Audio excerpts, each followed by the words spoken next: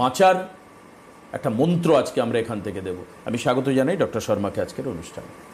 দেখুন, একদম ঠিক কথা। আজকে ক্যান্সার নিয়ে যদি আমরা কথা বলি, তো ক্যান্সার আমাদের কেন হয় প্রথম তো এটা জানা উচিত। আজকে আপনি বলতে পারেন কি আগে তুলনায় ক্যান্সার আমাদের কিন্তু বাড়ছে, ঠিক না? সেটা কি কারণ হতে পারে? সেটা অনেক ধরনের কারণ হতে পারে। আপনি হয়তো তার মধ্যে যে কথা আমি বলবো তার মধ্যে দেখবেন আপনার সব কথাগুলো হয়তো ম্যাচ করবে। প্রথম যদি বলে দিই, আপনি যদি অ্যালকোহলিক থাকেন তাহলে কিন্তু আপনার লিভার ক্যান্সার, মাউথ ক্যান্সার হতে পারে। সেকেন্ড নাম্বার, যদি আপনি স্মোকিং করেন তাহলে কিন্তু আপনার ক্যান্সার হতে পারে। এর সাথে সাথে আমাদের লাইফস্টাইলের মধ্যে আমরা অ্যানিমাল প্রোটিন কিন্তু বেশি নিই, যার ফলে কিন্তু ক্যান্সার হতে পারে, ঠিক না? এর সাথে সাথে আমাদের আরও কিছু জার্মসগুলো রয়েছে, মানে আপনি বলতে পারেন কি যারা কেমিক্যাল কোন ফ্যাক্টরিতে যদি কাজ করে সেখান থেকেও কিন্তু আমাদের ক্যান্সার হতে পারে। এইবার আমি একটা সিম্পল জায়গায় আসবো কি ক্যান্সার হওয়ার চান্সেস তো অনেকগুলো রয়েছে। আজকে ক্যান্সারের ট্রিটমেন্টটা কি, বা ক্যান্সারের সত্যি কি কেমো রেডিয়েশন নিলে কি রুগী ভালো হচ্ছে? সেখান থেকে হয়তো কিছু সেলসগুলো মরে যায়। ভালো করে শুনবেন, কিছু সেলসগুলো মরে যায়, ভালো হয় না। তো যদি সেলসগুলো মরে যায়, তার জন্যে আমাকে এত টাকা খরচা করতে হচ্ছে কেন? ক্যান্সার তো ভালো করতে পারছে না।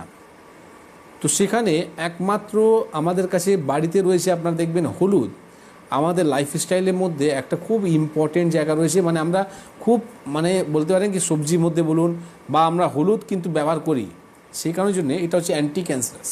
সেখানে কিছু সেলসগুলোকে কিন্তু মেরে দেয়। তো আপনার যে একটা কেমো রেডিয়েশন কাজ করছে না, সেখানে আপনার শুধু হলুদ কাজ করতে পারে।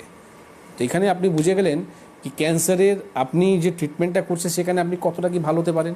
আজকে আমার কাছে একটা পেশেন্ট এসেছিল মধ্যমগ্রামে। সেই পেশেন্ট 15 ডেজ আগে আমাকে দেখিয়েছিল, 2 সপ্তাহ আগে আমাকে দেখিয়েছিল। তার সিটি স্ক্যান রিপোর্টটা হয়, সেখানে দেখা যাচ্ছে কি ওনার রাইট কিডনির পাশে একটা বড় টিউমার রয়েছে।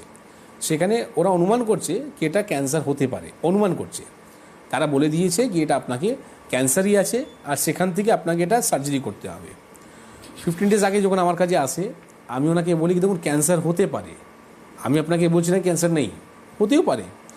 তার জন্যে ক্যান্সার আছে কি না তার জন্য ডায়াগনোসিস কি বায়োপসি।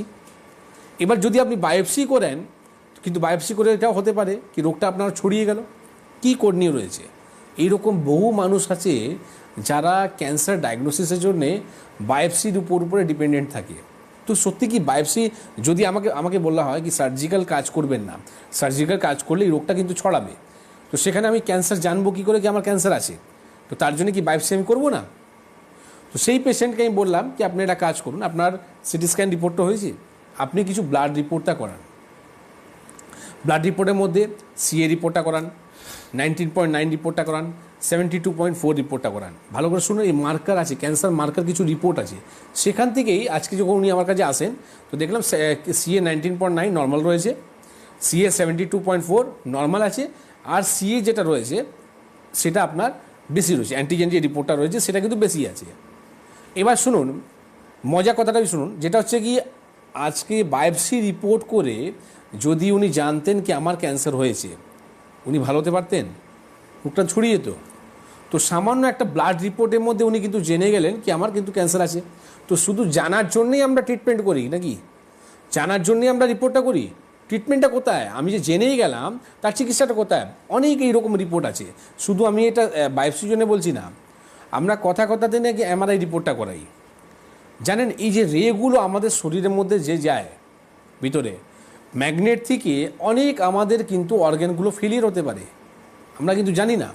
আমরা ডাক্তারের কাছে যাই, তারা কোনো রকম এক্সপিরিয়েন্স কিছুই নেই, শুধু ডিপেন্ডেন্ট ওনার রিপোর্ট, যেহেতু ওখান থেকে একটা কমিশন ওরা পাওয়া যাবে, ওরা রিপোর্ট করায়। কিন্তু এটা ভাবে না কি এই যে রেটা যখন শরীরের মধ্যে যাচ্ছে, হয়তো দেখবেন অনেক পেশেন্ট আছে যারা 1 মাস আগে এমআরআই রিপোর্ট করেছিল, ডাক্তার কাছে যায় বলছে না এই রিপোর্ট আমি দেখবো না, আপনি এই রিপোর্টটা আবার করুন। আরে এই রেটা তো ওনার শরীরের মধ্যে গেছে, আবার আপনি করতে দিচ্ছেন। তার যদি কোনো অর্গান যদি ফেলিয়ার করে যায়, সেখান থেকে যদি কোনো বড় রোগ হয়ে যায়, তার দায়টা কি? তো এই রকম যে আমাদের যে কথাতে যে আমরা রিপোর্ট করাই না, তো কিছু রিপোর্টগুলো আছে যেটা আপনাকে বাড়িতেই করে নেওয়া উচিত। আফটার 40 আমি কিছু রিপোর্ট বলে দেবো, সেটা আপনি প্রত্যেক বছরে আপনি একবার করুন। আরে কী আছে, 2-2.5 হাজার টাকা আপনার রিপোর্টে তো লাগবে, সেই রিপোর্টের জায়গায় আপনি একদিন এটা হবে কি আপনি হোটেলে যে খরচাটা করেন একদিন আপনি খাবেন না হোটেলে, ঠিক আছে, তাছাড়া আপনি একটা রিপোর্ট করে নেবেন। ব্লাড ফর সিইএ এই রিপোর্টটা করাবেন, আর সিএ 19.9 রিপোর্টটা করাবেন, সিএ 72.4 রিপোর্টটা করাবেন, আর ছেলেদের মধ্যে পিএসএ রিপোর্টটা করাবেন।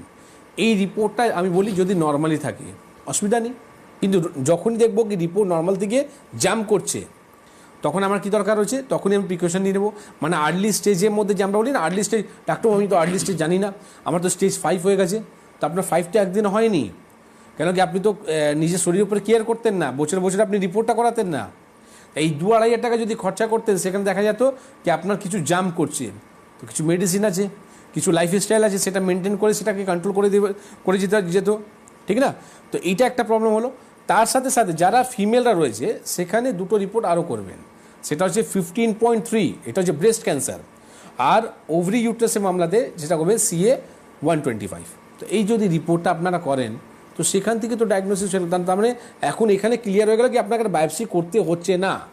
তো উইদাউট বায়োপসি আপনি এটা জানতে পারছেন কি আমার ক্যান্সার আছে বা ক্যান্সারের সেলগুলো আমার শরীরের মধ্যে রয়েছে, তার চিকিৎসা করুন। এই ক্যান্সারের সেলকে নামাতে গেলে সামান্য দুটো হার্বসের কথা আপনাকে বলে দিই, যেটা হচ্ছে মরিঙ্গো আর একটা হচ্ছে ভিট গ্রাস। এটা তো ক্ষতি কিছু করে না, আপনি দুটোকে কম্বিনেশন করে একটা পাউডার করে নিন, সকালবেলা 1 চামচ, সন্ধ্যাবেলা 1 চামচ খেতে চালু করুন, ঠিক না। আপনার ডাক্তারবাবু বলে দিয়েছে কি ক্যান্সার ভালো হবে না, করুন না, এটাই আপনি করুন না, আপনাকে কিছু করতে বলছি না।